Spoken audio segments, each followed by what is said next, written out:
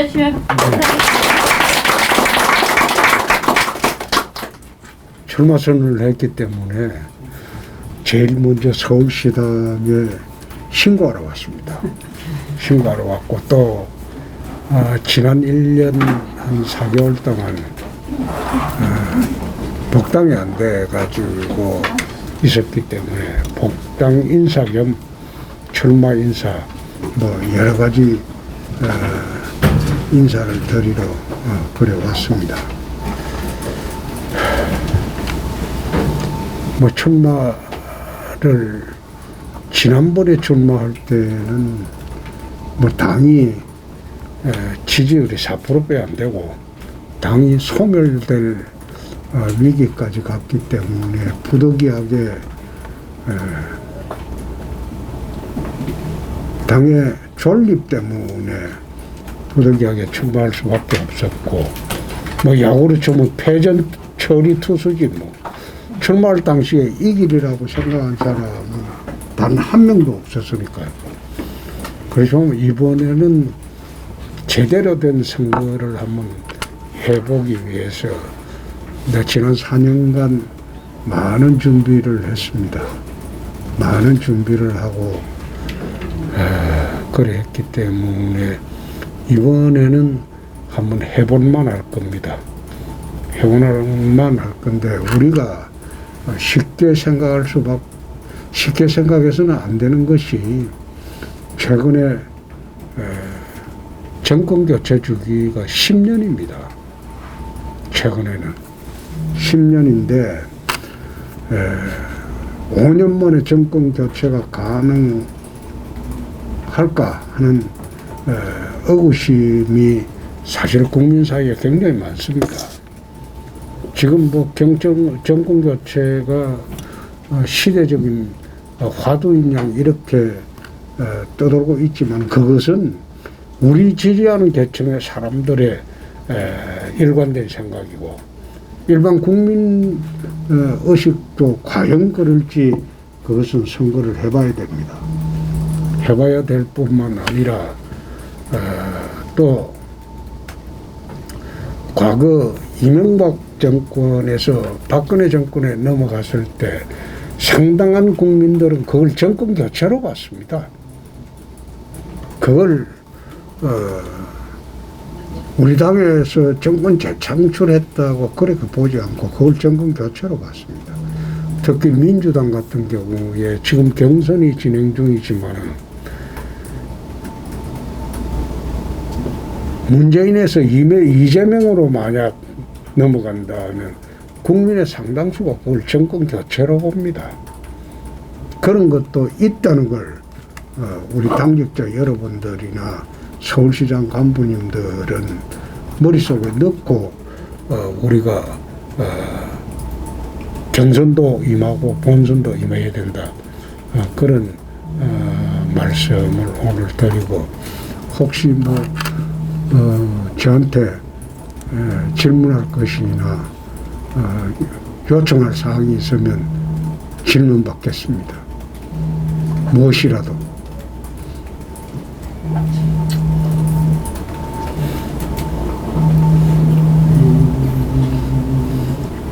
저희가 계셔서 불편하신가? 나갈까요 저희? 괜찮습니다. 괜찮습니다. 여기 하겠습니다. 예. 네, 서울시당 여성위원회 수석부위원장 옥채윤입니다. 지난 2017년도에 우리 홍준표 후보님께서 부자와 기업에게는 자유를, 또 가난한 자와 서민들에게는 기회를 라는 슬로건을 주셨을 때 그것을 들었을 때 너무나 가슴이 뛰었습니다. 그래서 이번에도 더 어떠한 슬로건을 제시해 주실지. 이번 슬로건은 대한민국 5.0 선진국 시대를 열겠습니다. 선진국 시대를 열겠습니다. 오늘 출마 선언문에도 밝혔듯이 나라를 정상화시키고 선진국 시대를 열겠습니다. 사실 금년부터 유엔 산하 기구를 통해서 대한민국이 선진국으로 국제적인 인정을 받았습니다만은 정치, 경제, 사회, 문화, 대북, 안보, 외교, 국방 모든 면에서 선진국에 걸맞는 국가 체제는 아닙니다. 그래서 선진국에 걸맞는 그런 국가 체제를 만들기 위해서 이번 슬로건은 선진국 시대를 열겠습니다. 우리나라는 60년대에 70년대의 산업화 시대, 80년대의 민주화 시대, 그리고 난 뒤에 90년대의 정보화 시대를 거치고 난 뒤에 30년 동안 중진국에서 선진국 문턱을 넘지 못했습니다. 그런데 국제적으로 이번에 선진국으로 진입했다는 공인을 이번에 받았습니다. 그래서 거기에 걸맞는 국가 체제 정비가 필요합니다. 정치, 경제, 사회, 문화, 대북, 외교, 국방 모든 점에 있어서. 그래서 이번에 제가 내거는 구호는 대한민국 5.0 선진국 시대를 열겠습니다. 네. 지난번에 말했던 그 구호는 그거는 강론으로 여전히 유효하고 지금 가장 중요한 게 이젠 선진국 시대가 됐는데 정치가 과연 여의도 정치가 이렇게 해서 되겠는가? 그 다음에 경제 상황을 이런 식으로 끌어다 와서 되겠는가? 사회가 지금 이렇게 보수 진보로 편가르기 하고 진영 논리로만 싸워서 되겠는가? 문화적인 측면에서도 지금 한국 사회 문화 중에서 상당수가 좌파 이념에 젖어서 상당히 위험한 지경까지 가고 있습니다. 그것도 문화를 가치 중립적으로 돌릴 필요가 있습니다. 그래서 이러한 모든 문제를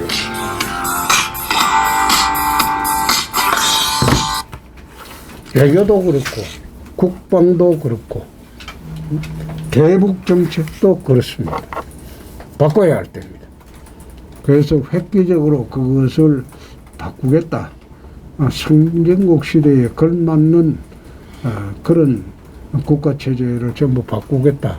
그런 취지입니다.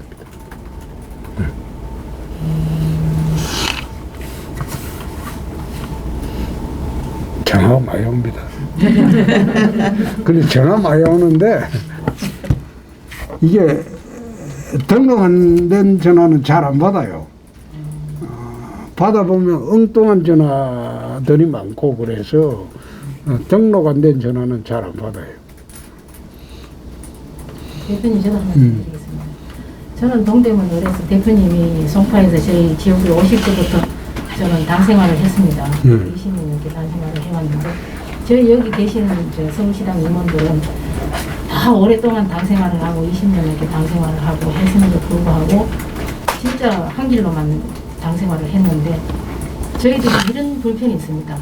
당협위원장이 바뀌어지면 저희들이 아무리 당 생활을 오래 했건 당의 충성을 다해서 했건 그거는 강도롭고 위원장님이 다른 분이 오시면 그분이 또 한 분을 공천을 주고 이러면 저희들은요 당 생활을 하고 싶은 마음이 없을 때도 있습니다. 그걸 좀 생각해 주셨으면 감사하겠습니다.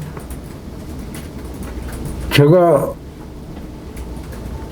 당공천을 국회의원 선거 같은 경우에 내가 당공천을 했다면 달라지겠죠. 우리 당뇨들은 많이 배치를 했겠죠. 지난 지방선거 때는 그랬습니다. 제가 공천 개입을 안 했습니다. 일체 안 하고 국회의원들하고 당협위원장들한테 지방선거 공천 추천권을 다 줬습니다. 그때 자기들이 하겠다고 하도 우겨서 제가 이게 원외 당대표가 되다 보니까 힘이 없어요. 심지어 제가 2017년도 그때 당대표도 하기 싫었지 뭐. 나올 생각도 안 하고 미국을 가버렸는데 아이고 당 맡을 사람이 없다고 이제 하도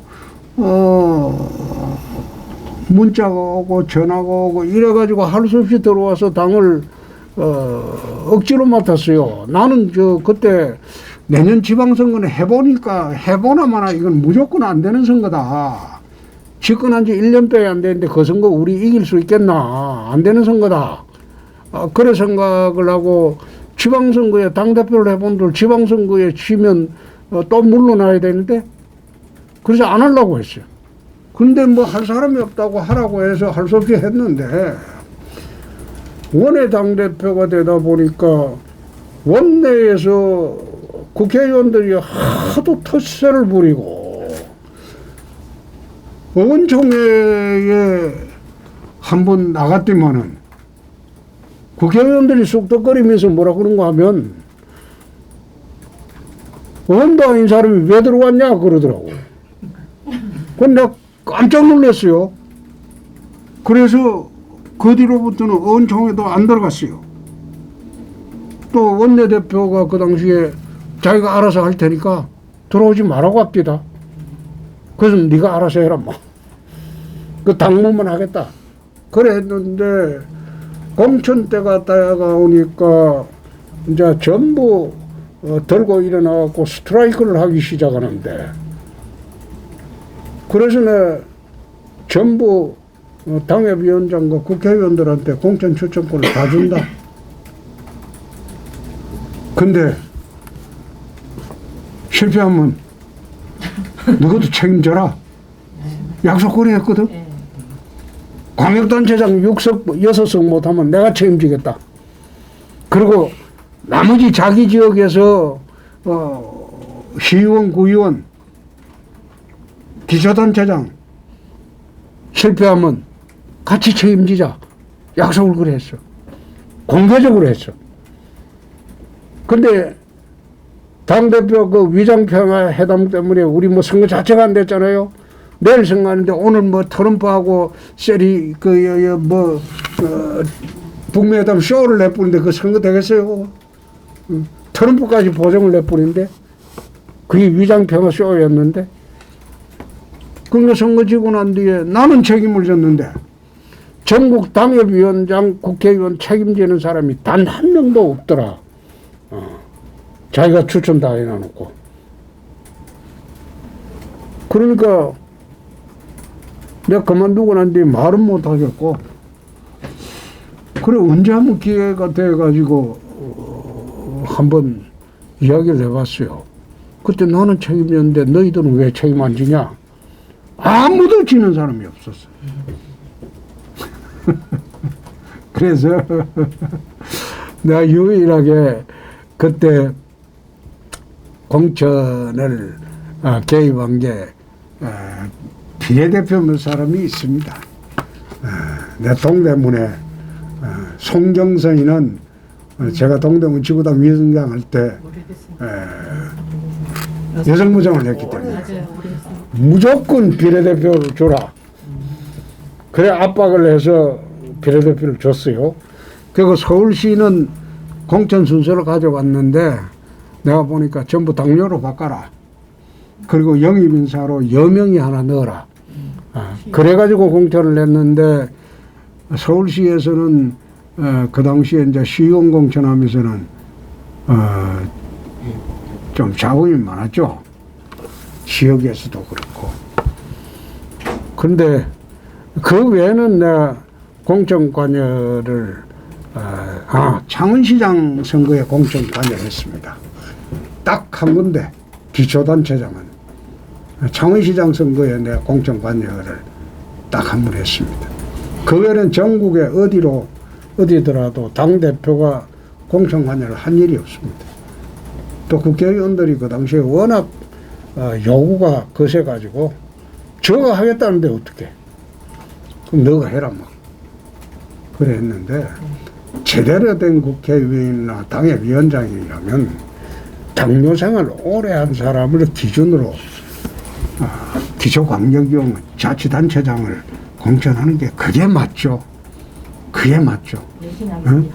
외부 인사 들러가지고 아니 외부 인사 들러가지고 해본들 지 잘나서 된 줄 알지. 그게 당원이나 그 당뇨들이 고생을 시켜서 고생을 해서 자기가 당선된 줄 몰라요. 응? 국회의원 한번 당선돼 보세요. 우리 당 공천만 하면 되는 지역의 국회의원도요. 당선되고 사흘만 있으면 지 잘나서 된 거예요. 정치가 그렇습니다. 근데 제가 있으면 그래 안 하죠. 제가 있으면. 그때 2017년도에는 저는 공천권 행사를 하지 않았습니다. 실컷 자기들한테 다 줬는데 떨어지니까 나만 책임지라고 하고 자기들은 다 빠져나갑니다. 네. 정치가 그런 겁니다. 예. 예. 저도 질문. 예. 그 얼마 전에 그 코로나 상황이 끝날 때까지 최저임금을 일시적으로 중단해야 된다고 하셨었는데 그 당내 어떤 후보께서는 그 최저임금의 지역별 차등 적용을 해야 된다 이런 주장을. 예? 최저임금을 그 지역별 물가에 따라서 차등적으로 적용해야 된다는 이런 주장. 그런 주장은 일본이 그렇습니다. 네. 미국이 그렇습니다. 최저임금을 일률적으로 하지 않고 지역별 차등을 둡니다. 농촌 지역하고 도시 지역하고 도시 지역도 대도시하고 중소도시하고 그 최저임금을 차등제를 미국과 일본에서는 실시하고 있습니다. 근데 사실 최저임금이라는 게 그렇습니다. 임금이라는 게 이것도 그 수요와 공급의 법칙에 따라서 임금이 결정이 되는 게 그게 시장 원리인데 왜 최저임금 제도를 두느냐? 이거는 최저 생계비 보장 때문에 둡니다. 그렇게 하다 보니까 최저임금 제도를 강제를 하게 되는데 최저임금을 급격히 이래 상승을 시키니까 우선 자영업자가 사람을 고용하기가 어려워졌습니다. 중소기업에서 사람을 고용하기가 어려워져 버렸어요. 그러니까 자영업자는 자기가 알바생이라도 고용을 했으면 하는데 알바생도 고용하지 않고 지금 가족이 전부 나와서 봉사를 하고 있어요. 일을 하고 있어요. 지금 24시간 그 마트가 없어졌지 않습니까? 그 알바생들 데리고 와서 하는데 걔들을 24시간 앉혀놔 본들 임금이 안 나오는데 그래 24시간 운영하는 마트가 점점 없어지고 지금 거의 없죠? 밤에 안 하죠? 그러니까 최저임금제가 그만큼 부작용도 있다. 그래서 이제 경제가 회복될 때까지 잠정적으로 권고사항으로 우선하는 게 어떠냐.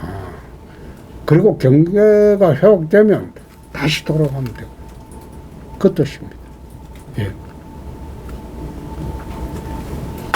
대표님, 저도 질문하시면. 네. 안녕하세요. 승부위원장 이민아라고 합니다. 제가 오늘 그 발표하신 그 선언문하고 그다음에 그 후에 기자회견하고 다 지켜봤습니다. 보면서 느낀 게 지금 장애인에 대한 그 공약이 이제 추후에 더 발표할 기회가 있을 것이다라고 말씀을 하셨거든요. 근데 제가 지금 현재 그 대한장애인 사이클연맹 회장을 맡고 있습니다. 그러다 보니까 여당에서도 여당의 모 후보는 우리 국회의원들하고 해서 회의를 한 걸로 알고 있습니다. 어떤 것이 필요하느냐 우리가 그것을 지원하겠다라는 거 하고 또 국회의원하고 계속 꾸준히 우리가 무엇을 해주면 좋을지에 대한 걸 평상시에 하고 있는 걸로 알고 있습니다. 그래서 저희가 조금 늦은 감이 있는데 그런 부분에 대한 귀를 좀 기울여 주시면 어떨까 싶고요. 왜냐하면 바로바로 그거는 직결되는 문제이기 때문에 공약을 하실 때 그런 문제를 조금 감안을 해주시면 좋겠다라는 생각이 들고요. 그다음에 이거는 이제 제가 당부 말씀을 드리는 거고, 그다음에 이거는 아마 기분 나쁘실 수도 있을 것 같아요. 네, 괜찮습니다. 대표님께서 굉장히 이미지 메이킹을 하기 위해서 노력하시는 걸로 제가 알고 있습니다. 그래서 뭐 넥타이 색깔이라든가 뭐 마스크라든가 컬러라든가 뭐 이제 여러 가지 부분을 다 이제 감안해서 고민하고 계신 걸로 알고 있는데요. 제가 오늘 그 기자들하고의 간담회를 보면서 느낀 제 소감을 말씀드리면 저는 공약도 너무나 훌륭하고 다 답변도 너무 잘하셔서 오히려 기자들이 이것을 질문하기를 좀 두려워하지 않나라는 느낌까지 받았어요. 그러면서 이제 느끼는 건데 대표님께서 많은 노력을 하고 계신데, 그래서 약간 그 기자들이 좀 어이없는 질문을 할 때 그 부분을 조금 표를 안 내셨으면 좋겠다라는 생각이 들어요. 그거 하나 하고 또 하나는 답변하실 때 이제 지금 이제 후보가 이제 되시기 위해서 노력하시는 거잖아요. 그래서 답변하실 때 나는 이런 생각합니다 보다는 저는이라고 바꿔주시면 지금 그 하시는 동안에 이미지 메이킹을 위해서 이렇게 하고 계시구나 하는 거를 느낄 수 있지 않을까 그런 생각이 좀 들었습니다. 알겠습니다. 네, 그거 당부 말씀드리고 싶었습니다. 장애인 대책 문제는 그거는 당하고 상의를 해야 됩니다. 네. 아주 예민한 문제이기 때문에 후보가 자기 마음대로 발표를 해놓고 나중에 정식으로 당의 정책이 돼버리면 거기에서 만약 어긋나게 되면 큰 문제가 생겨요. 예민한 문제예요. 네? 그리고 전문가가 동원돼야 하는 문제입니다. 특히 장애인 정책은. 장애인 정책은 장애인 전문가가 동원되지 않으면 그 정책 세우면 그건 탁상 공론이 됩니다. 그래서 오늘 장애인 정책에 대한 자세한 거는 내가 말씀을 안 드렸습니다. 나중을 고려해서. 두 번째, 이제 기자분들이 질문을 좀 꺼려한다는 이야기는 사전에 좀 들었습니다. 들어서 오늘 어떤 질문을 하더라도 내가 부드럽게 답변하려고 오늘 굉장히 노력하고 또 기자분들 기분 안 상하게 하려고. 사실 지금 콘택트 시대에 기자가 최고거든요. 이분들이 내 의도하고 다르게 써버리면 이거 해명할 길이 없어요. 그래서 오늘 굉장히 노력하고 또 신경도 많이 썼는데 아마 기자들은 기분 안 나빴을 거예요. 안 나쁘게 하려고 했으니까. 대표님, 저희 그리고 세 번째 뭐라고 했죠? 나는 저는인데 참 그걸 표현을 난 그래 합니다. 발표문에 보면 저는이란 말을 쓰는 부분이 있어요. 근데 나는이라고 안 하고 저는이라고 하려고 하니까 어쩐지 좀 비굴하게 느껴지는 경우도 있어요. 이게 무슨 이래까지 해야 되나 그런 느낌이 드는 그런 문장도 있습니다. 문장을 글을 쓸 때 저는 토시 하나도 제가 직접 씁니다. 그 선언문 그것도 전부 내가 참모들이 써주면 가져와서 전부 다 뜯어 고칩니다. 그리고 제 스타일에 맞게 문장을 만듭니다. 페이스북도 제가 직접 쓰지. 저 페이스북 쓰는 시간은 아무리 긴 문장도 10분이에요. 10분 내 문장을 완성을 합니다. 그 전에 1시간 이상 생각을 합니다. 어떻게 정리하고 그 토시까지 다 바꿉니다. 그런데 모든 걸 저는 이러면 국민 앞에 얼마나 겸손히 보이겠나 그런 생각도 같습니다. 그런데 어떤 때는 저는이라고 쓸 때는 아주 굴욕감을 느낄 때도 있습니다. 이때는 나는이라고 표현을 쓰는 것이 맞겠다. 그래, 난 경양지덕 이걸 갖다가 모르는 바는 아닌데 비굴하게 느껴질 때가 있습니다. 그때는 나는 저는이라는 표현을 안 씁니다. 나는이라는 표현을 쓰죠. 네.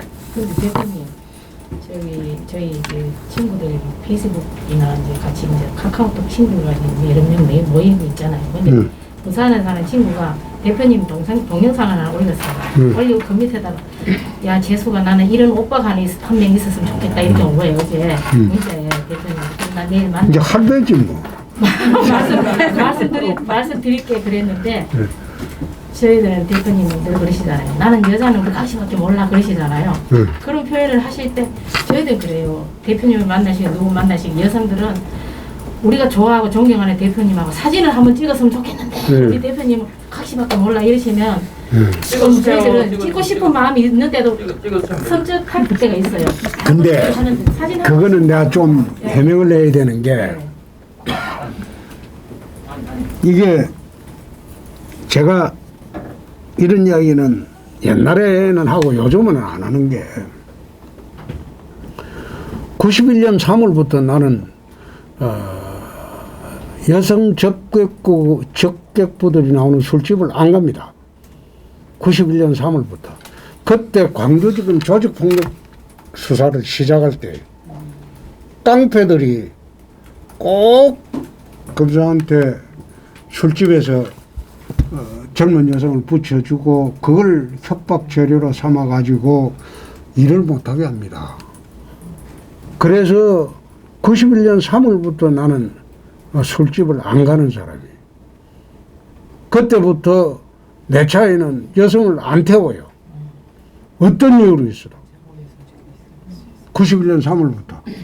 그 왜 괜히 그 구설수에 오르나. 에?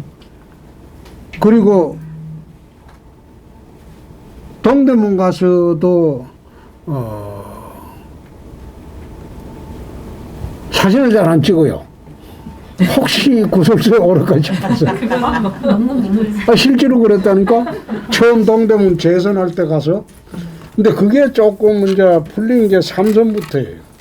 삼선되고 난 뒤에 나는 재선 때까지는 선거운동 가고 여성 유권자하고 악수를 해본 일이 없어요.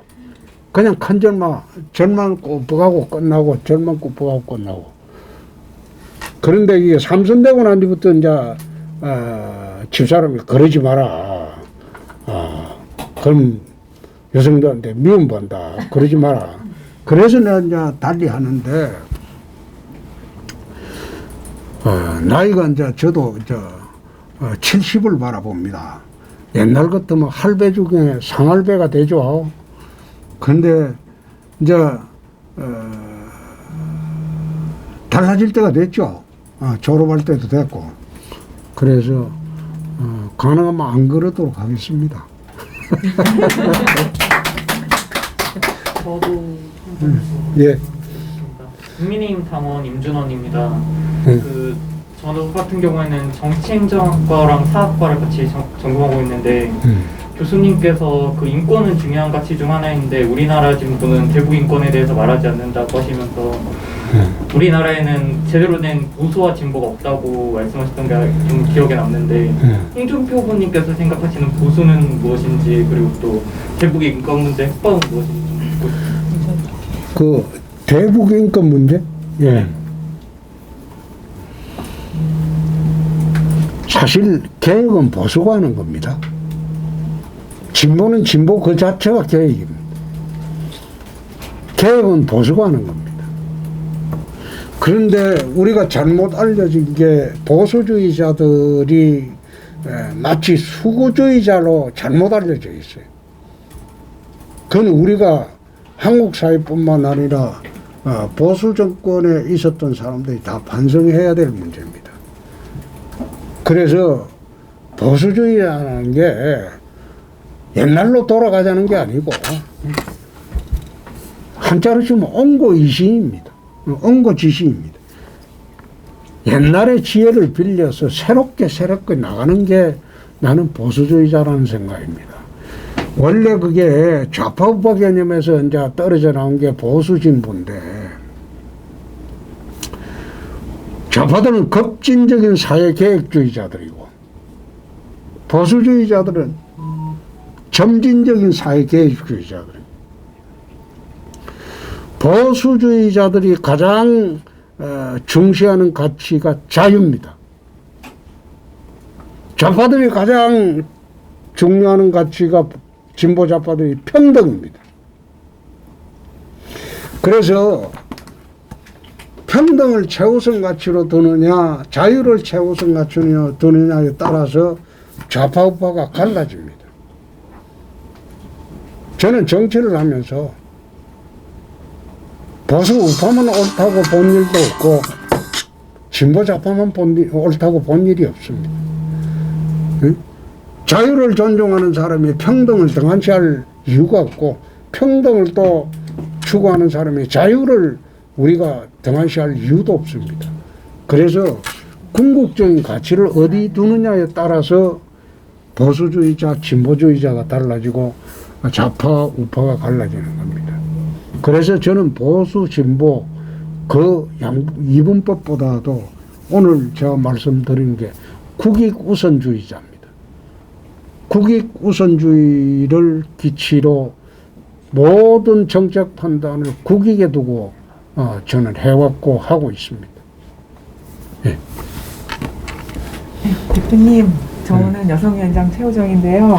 아까 말씀 여러분께서 하셨는데 저희는 진짜 우리 당에서 오랫동안 계신 분이 우리 당의 후보가 돼서 우리 당의 대통령이 됐으면 좋겠습니다. 그렇기 때문에 우리 당에서 커오신 홍 대표님께서 더 힘을 내셔서 제일 맏형이시니까요. 잘 우리 경선 아울러서 어떻게 해서든지 꼭 정권을 찾아오시는데 믿는 거는 홍준표죠. 대표님 힘내셔서 꼭 좋은 결과 있으시길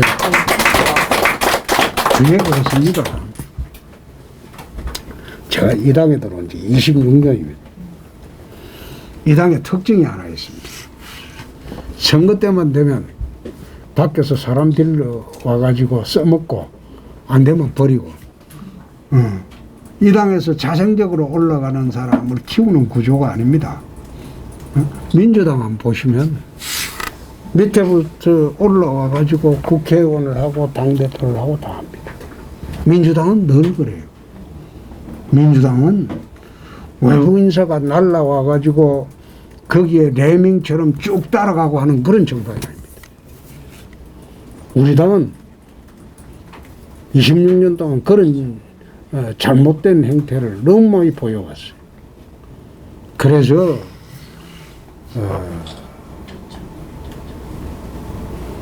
우리 당도 민주당처럼 당내 인사를 서로 존중하고 당내 인사를 중심으로 우리끼리 힘을 키워서 뭉치고 힘을 키워서 정권을 창출하고 정권을 유지하고 그리고 정권을 운영하고 이렇게 하는 그런 풍토가 되어야 하는데 우리 당은 보면 납의 떡이 커 보이는 그런 못된 습성이 오래도록 있었습니다.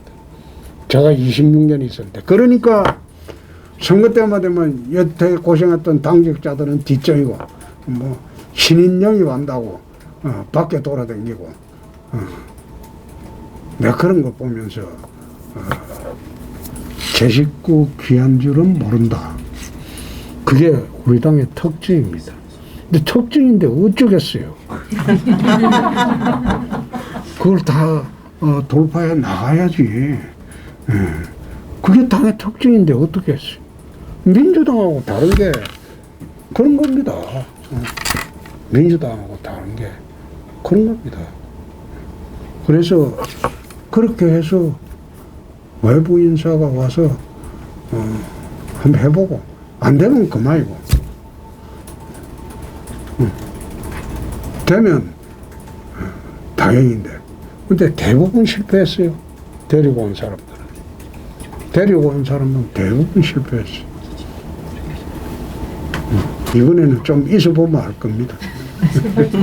제발 좀 대표님께서 실력으로도 여의도에서는 제가 제일 낫습니다.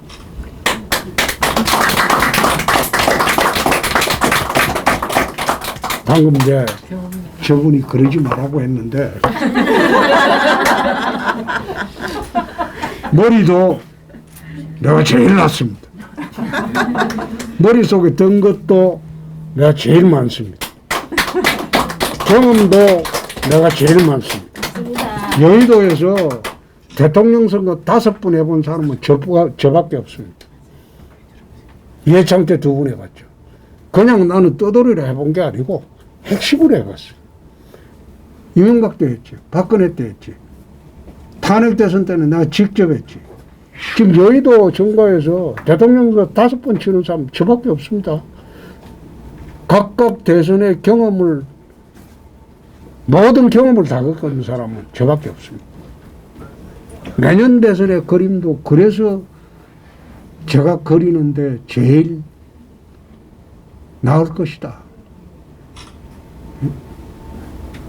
지금 정권이가 아니고 우리가 가져왔다 칩시다.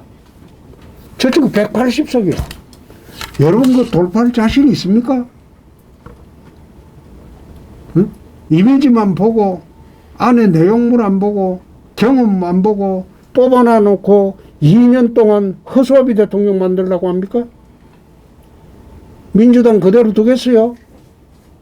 민주당이 우리 당처럼 기주고 지내는 당입니까? 국회 권력을 다 갖고 있대.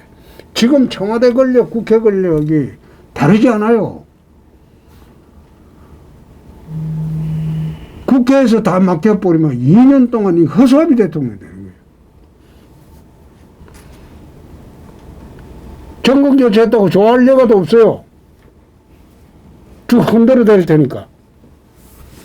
MB 대통령 때 대통령 되고 난 뒤에 촛불로 흔들려가지고 되자마자 2달 만에 대통령이 하야할 뻔한 그런 일은 없었습니까? 그럼 대통령 선거 끝나고 난 뒤에 이 가능할 것 같아요? 180석 민주당을? 그 어떻게 요리하고 180석 민주당하고 어떻게 붙어가지고 나라를 끌고 가겠습니까? 그 오늘 아침에 내가 기자들 질의할 때 내가 그런 이야기를 했어요. 대통령 선거 후에도 생각해봐라. 과연 가능하겠느냐? 민주당에서는 지금 윤석열 후보하고 최재형 후보는 철저한 자기들 배신한 사람으로 봅니다. 응? 그 지지계층에서는 그 2분은 철저하게 자기들을 아주 배신한 후보로 봅니다. 근데 그 사람들이 집권하게 그냥 두겠어요?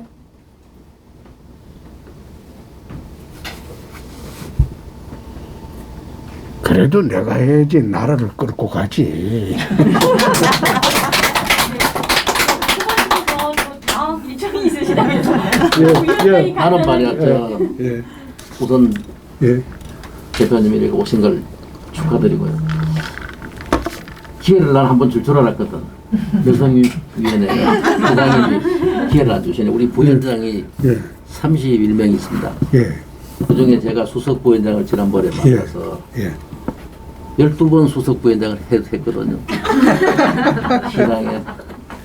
어떨 때는 6명이 나 혼자만 수석 부위원장인 줄 알았더니 전부 다 수석 부위원장이야. 그래서 하다가 보니까 이번에 또 박성종 위원장님이 저보고 수석을 하라 해서 또 수석을 했는데, 사실 아까 저 대표님이 말씀하신 게 전부 저보고 얘기한 것 같아요. 내가 30년이 넘었는데 옆에 바로 앉기는 처음입니다. 진짜 참. 아까 저 뭐 중소기업 얘기했는데 제가 중소기업 금년에 50년 했습니다. 예. 월급 한 번도 안 밀리고 주고, 세금 한 번도 안 밀리고 주고, 자녀들 대학까지 장학금 다 대주고. 대단하시네요. 지금 사람이 없어서 3D 업종이 일을 못해.